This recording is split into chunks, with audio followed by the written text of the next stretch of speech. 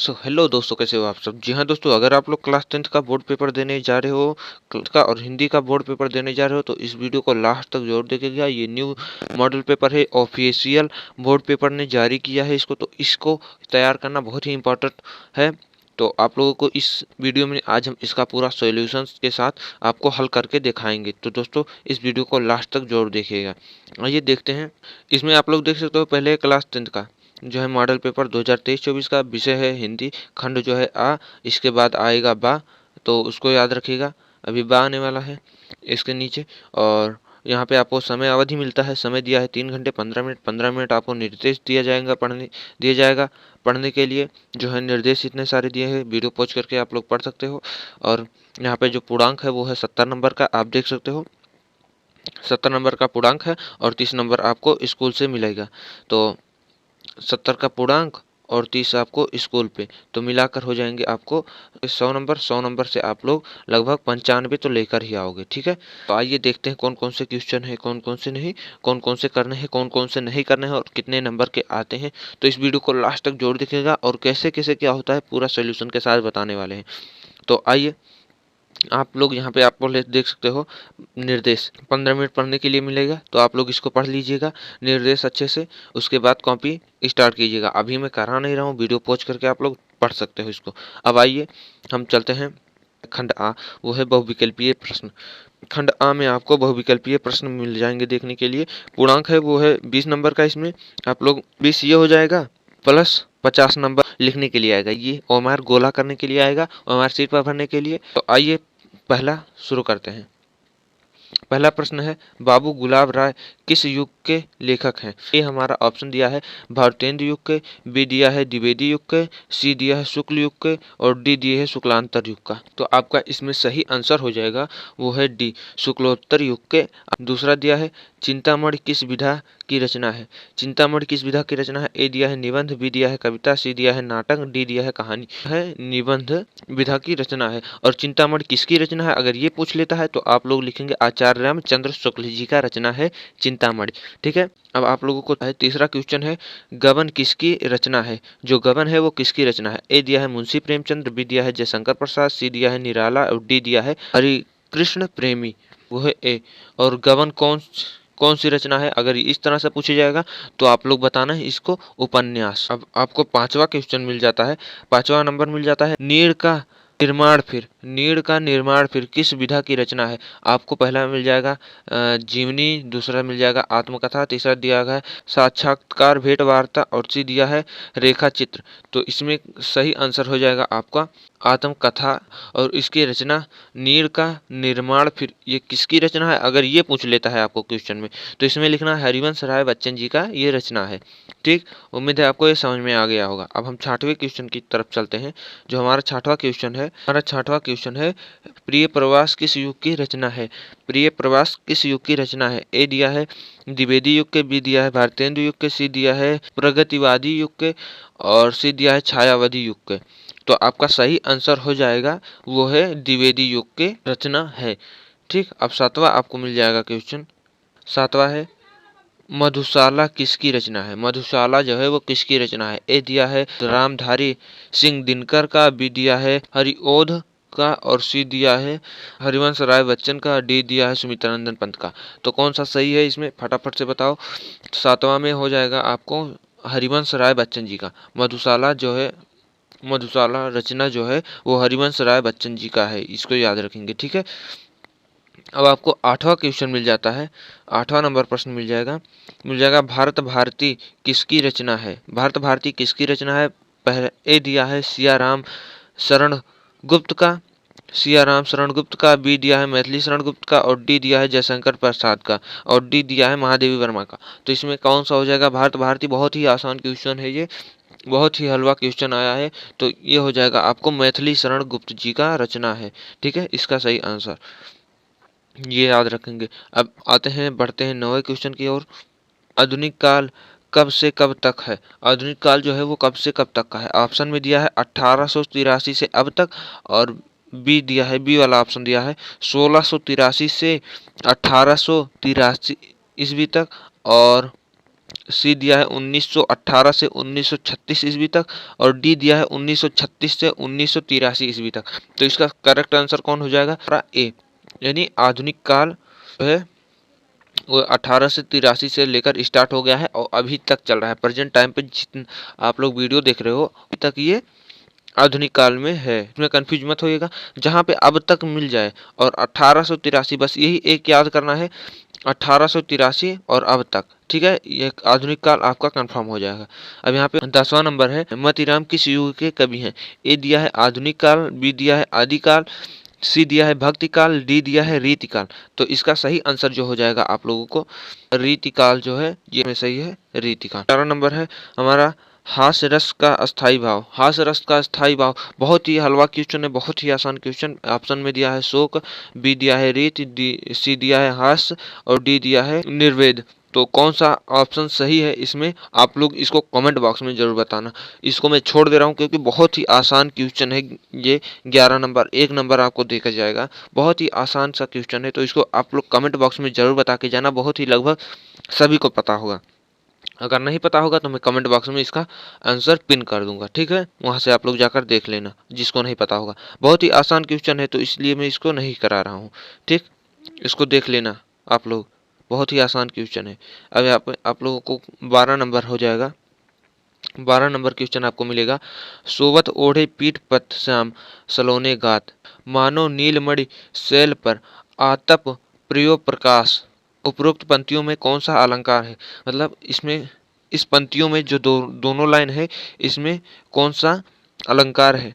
Option में दिया है उपमा अलंकार, बी दिया है उत्प्रेक्षा अलंकार, सी दिया है रूपक अलंकार, डी दिया है श्लेष्म अलंकार। तो इसमें कौन सा अलंकार आपका सही है यही बताना है 12 नंबर में। तो 12 नंबर में आपको हो जाएगा उत्प्रेक्षा अलंकार, ठीक है।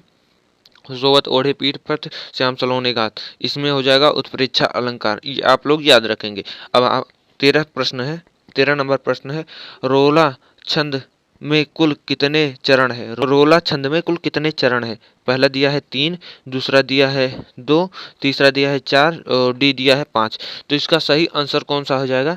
जो है 4 नंबर, यानी सी हो जाएगा 4। अब यहाँ पे हमारा 14 नंबर क्वेश्चन है, आकर्षण शब्द में किस उपसर्ग का प्रयोग किया जाता है? आकर्षण शब्द में किस उपसर्ग का प्रयोग किया जाता है, यही इसमें बताना है, ठीक है।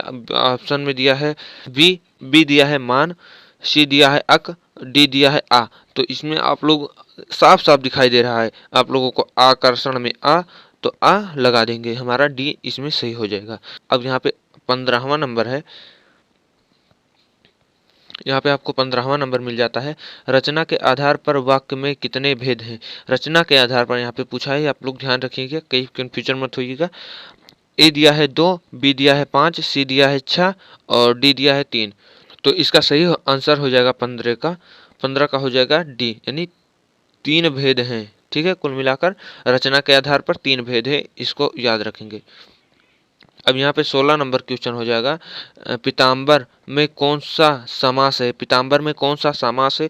तो यहाँ पे आप लोग देख सकते हो पीताम्बर में बहुब्रीहि समास है, इसको याद रखेंगे, बहुत ही आसान क्वेश्चन है। बहुब्रीहि समास है पीताम्बर में, ठीक है, लगभग हर साल ये आ जाता है क्वेश्चन, इसको याद रखेंगे। अब यहाँ पे हम चलते हैं 17वें नंबर क्वेश्चन की ओर, आंसू का तत्सम रूप है। आंसू का तत्सम रूप ऑप्शन में दिया है अश्रु, बी दिया है आंसू, सी दिया है रोना और डी दिया है आंख। तो इसका सही आंसर हो जाएगा आप लोगों को जो होगा आंसू। आंसू जो है वो तत्सम रूप है आंसू का, ठीक। अब यहाँ पे देख सकते हो 18वां नंबर क्वेश्चन है, कृतवाचक में किसकी प्रधानता होती है? ए दिया है कर्ता की प्रधानता, बी दिया है कर्त की प्रधानता और सी दिया है भाव की प्रधानता और डी दिया है इनमें से कोई नहीं। तो आपका इसका सही आंसर जो हो जाएगा वो हो जाएगा, लगभग इसका कंफर्म नहीं है पर आप लोग देख लेना जरूर, क्योंकि इसका हो जाएगा लगभग से कर्ता की प्रधानता, इसमें हो जाएगा 18 नंबर में। इसको ध्यान दीजिएगा, एक बार खुद से जाकर देख लीजिएगा इसका आंसर क्या होगा, ठीक। इसमें कोई मुझे डाउट दिख रहा है तो इसको आप लोग एक बार देख लीजिएगा, ठीक।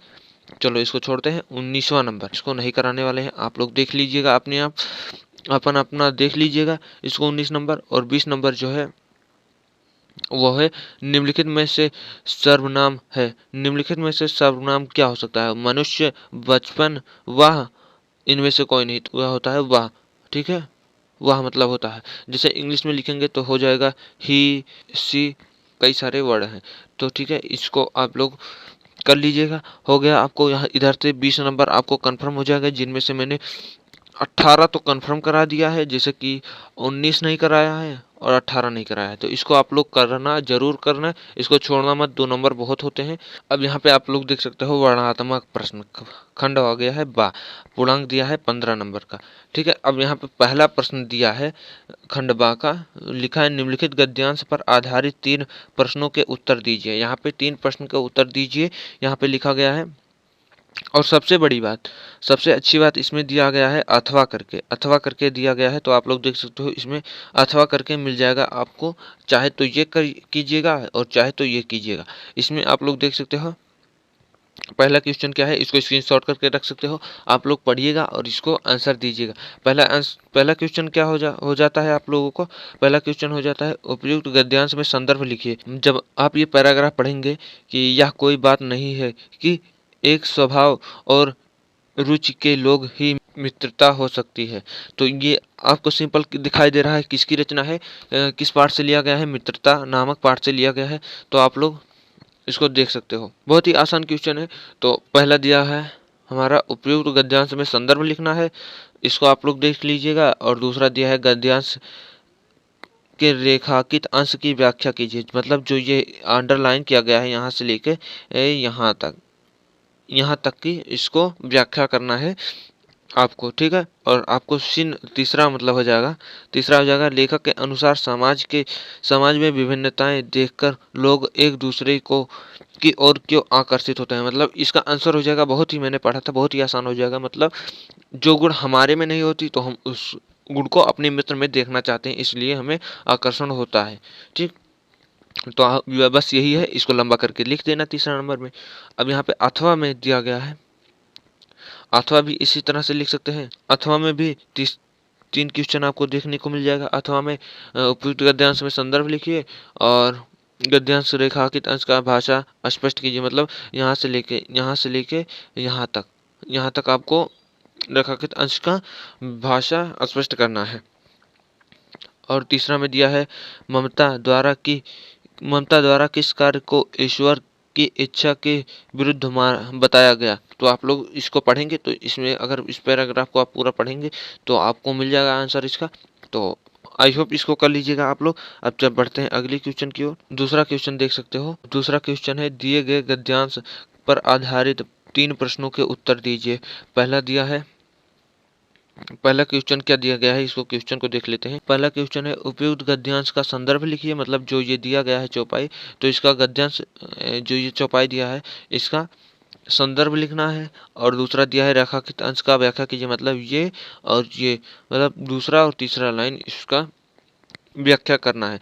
और उपयुक्त पंक्तियों में कौन सा अलंकार है इसको स्पष्ट करना है। मतलब रेखांकित अंश का व्याख्या करना है और अलंकार बताना है। तो इसको आप लोग कर लीजिएगा। यहाँ पे मैं इसको पढ़ के दिखा दे रहा हूँ। जो है चरण कमल बंदो हरिराई, जहाँ की कृपा पंख गुर लांगे, अंधे को सब कछु दर्शाई, बहिरो सुने गूंग पुन बोले, रंक चले सिर छत्र धराई, सूर स्वामी करुणा में बार बार बंदो तेहि पाई। मतलब ये सिंपल दिखाई दे रहा है कि इसका रचना है। तो यह है सूरदास का रचना, सूरदास जी का रचना है। और किसकी रचना किया है इन्होंने श्री कृष्ण जी का रचना किया है। उपयुक्त गद्यांश में यही आप लोग लिख लीजिएगा। ठीक, आप लोग क्वेश्चन में दीजिएगा, देखिएगा कौन से पाठ से लिया गया है और किस पाठ से लिया गया है और किस लेखक का नाम है। तो आपको आसानी से मिल जाएगा बनाने के लिए। अथवा में देखिए एक और दोहा दिया है, सेम उसी तरह से इसमें भी एक क्वेश्चन, मतलब इसमें अलंकार बताना है और इसमें भी अलंकार बताना है और रेखांकित अंश का व्याख्या करना है।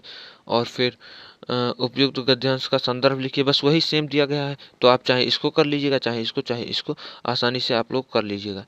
अब यहाँ पे और सारे दिए गए हैं तीसरा नंबर है, बहुत ही आसान क्वेश्चन होता है और ये होता है 5 नंबर का आप लोगों को। तो इसको बहुत ज़रूरी तैयार कर लेना। तो आपको ये मिल जाएगा, संस्कृत का कर लीजिएगा, अभी मैं इसको नहीं कराने वाला हूँ, ठीक, संस्कृत का। और अब यहाँ पे आपको चौथा नंबर में दिया गया है, दिए गए संस्कृत गद्यांश में किसी एक का संदर्भ सहित हिंदी में अनुवाद कीजिए। मतलब जो है संस्कृत में यहाँ पे आप लोग देख सकते हो ये 5 नंबर का है और बहुत ही बड़ी बात दिया गया है इसमें अथवा करके चाहे आप इसको कर लीजिएगा चाहे इसको कर लीजिएगा, बहुत ही आसान क्वेश्चन है, ठीक। अब यहाँ पे 5वां नंबर है, अपने पठ्य खंड काव्य में के आधारित पर निम्नलिखित प्रश्नों के किन्हीं एक उत्तर दीजिए। मतलब जो है आपके क्वेश्चन से लिया गया है, आपने बुक से लिया गया है, जो आपको मिल जाएगा कितने, एक का खा गा घा अंगा चा छा जा झा इया। मतलब इसमें क्या लिखा गया है, किसी एक, यहाँ पे आप लोग देख सकते हो किसी एक का आंसर देना है और आप लोगों को इतने सारे आंसर मिल जाएंगे, का से लेके आपको मिल जाएंगे झा तक। आप लोग इसका आंसर दे सकते हो। मतलब एक में आप लोग देख सकते हो जिस तरह से आपको का में दिखाई दे रहा है, का में दिखाई दे रहा है पहला और दूसरा, मतलब दो, इसका आंसर लिखना है। और जिनमें से आपको का करेंगे तो का केवल करेंगे, बाकी सब छोड़ देंगे, और अगर खा कीजिएगा तो बाकी सब छोड़ दीजिएगा। इसी तरह से आपको करना है। उम्मीद है आपको ये समझ में आ गया होगा। अब यहाँ पे बढ़ते हैं आगे 6वें नंबर पे। अब 6वां नंबर भी 5 नंबर देने वाला है आपको। बहुत ही आसान क्वेश्चन है, दिए गए लेखकों में से किसी एक का जीवन परिचय लिखते हुए उसके एक प्रमुख रचना का उल्लेख कीजिए। मतलब जो है आपको 3 और प्लस 2 नंबर की 5 नंबर की आप लोगों को आता है जीवन परिचय लिखने का। पहला दिया है राजेंद्र प्रसाद का, दूसरा दिया है जयशंकर प्रसाद का, तीसरा दिया है आचार्य रामचंद्र शुक्ल जी का। आप लोग इसको कर लीजिएगा। यहाँ पे 6वां का खास जो दिया गया है, 6वां में 2 नंबर। आप लोगों को 6वां जो प्रश्न है देख सकते हो आप लोग, 6वां जो प्रश्न है वो का भी है और खा भी है। तो जिसमें से आपको 5 इसका हो जाएगा, 5 इसका, आपको 10 नंबर ये दिलाकर जाएगा, ठीक है।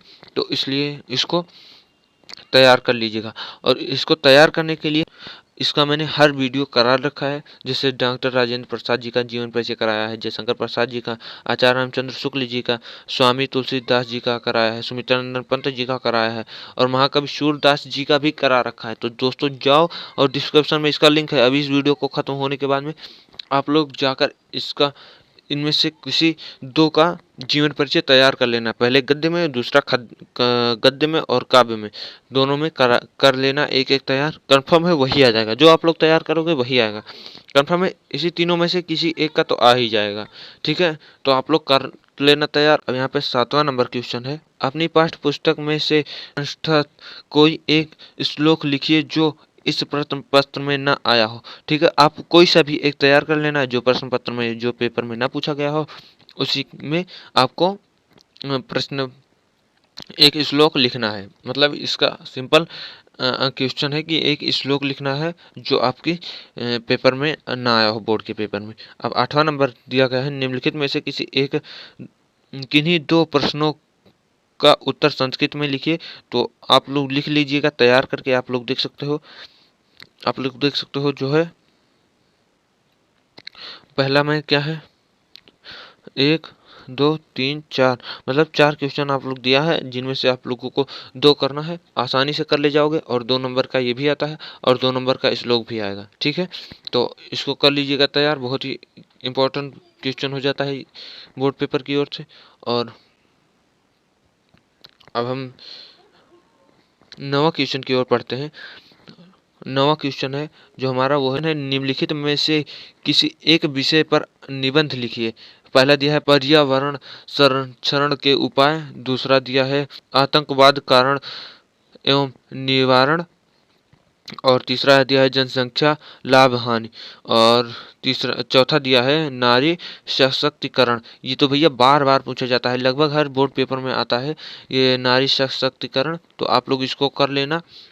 और अगर आप लोग कहोगे तो इसका भी एक लॉन्ग वीडियो लेकर आएंगे जरूर, ठीक। का नंबर मिलता है वो 7 नंबर का है। तो दोस्तों ये बहुत ही इंपॉर्टेंट है, 7 नंबर क्योंकि देने वाला है इस बार, तो इसको जरूर कर लेना। अब यहाँ पे आप लोग देख सकते हो हमारा 10वां नंबर यानी लास्ट नंबर। 10वां नंबर जो है लिखा है अपनी विशेष रुचियों का उल्लेख करते हुए अपने मित्र को एक पत्र लिखिए। अथवा में भी दिया है जो है आपको 4 नंबर देकर जाएगा। और उत्तर मध्य रेलवे को एक शिकायत पत्र लिखिए जिसमें टिकट निरीक्षक द्वारा किए गए अभद्र व्यवहार का उल्लेख हो। ठीक है, तो आप लोग इसमें से कोई भी कर लेना। तो मुझे तो आसान लगा है कि पहला वाला ही करो। अपने मित्र को एक पत्र लिखो, बहुत ही आसान है, 4 नंबर देकर जाएगा। तो दोस्तों आई होप ये वीडियो आपको पसंद आया है। अगर वीडियो पसंद आया हो तो वीडियो को लाइक जरूर कर दीजिएगा। और हाँ, ये बोर्ड पेपर बहुत ही इम्पोर्टेंट है, तो इसे अपने अन्य साथियों के साथ जरूर शेयर कीजिएगा। और इसी के साथ मिलते हैं आपको अगली वीडियो में, तब तक के लिए जय हिंद।